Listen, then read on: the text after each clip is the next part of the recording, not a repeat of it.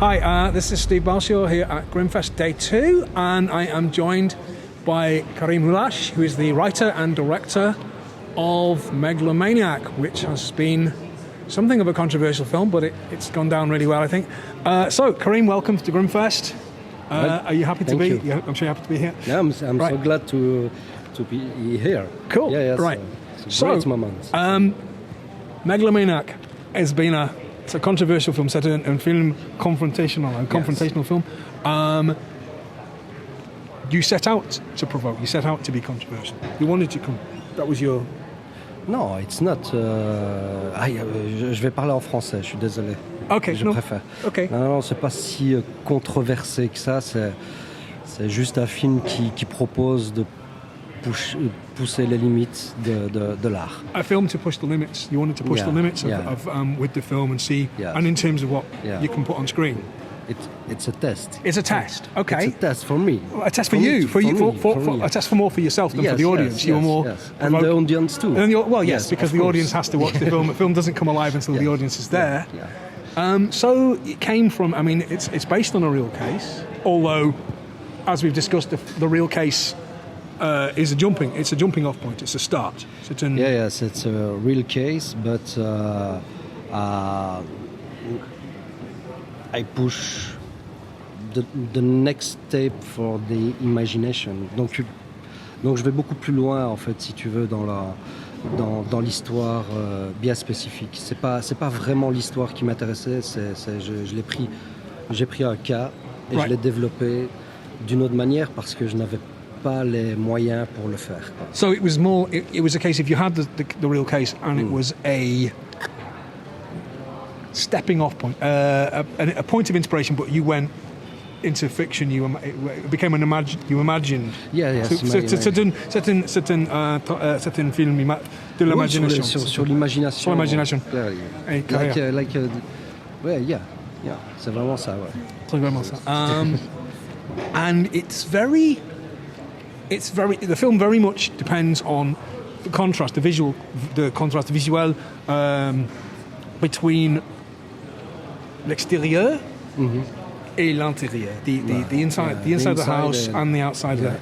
And I know you talked about painters inspiring the look of the insides.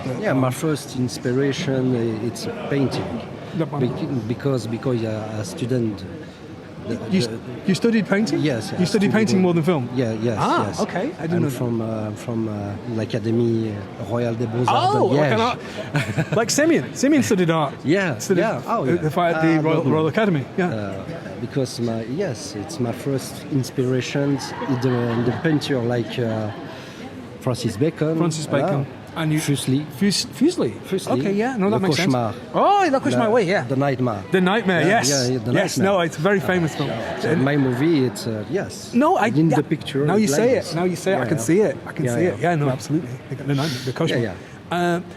But then all the exteriors, the variety, the exterior stuff. Mm-hmm. What were you looking at for that? What did you look at and say, or what were you thinking for the more realistic? More realistic. The exterior. Were you thinking of? You're looking more at Ken Loach, very stuff. No, maybe Alan Parker. Parker movie. again. I know Parker's it's realistic. Yeah, no, absolutely. Yeah. Something like The Commitments is yes. Yeah, The Commitments. Yeah, okay. The Commitment. So many Midnight Express. Yes, okay, so it wasn't. My inspiration. It's very. Yes. Okay, so because I was thinking that all the handheld stuff and all the kind of was more. Was more like Ken Loach or I like Ken Loach. Yeah, I know you like Ken Loach, but he was. So you were looking my favorite more director, Alan Parker, because Angel Art. It's Angel Art. Yes, inspiration for me. Okay, cool. Great inspiration. That's interesting. It's one of those things I would never have thought of when I was watching the film. Yeah, I wouldn't have thought of Alan Parker at all. Yeah, really? No. When we talked about it, I could see it.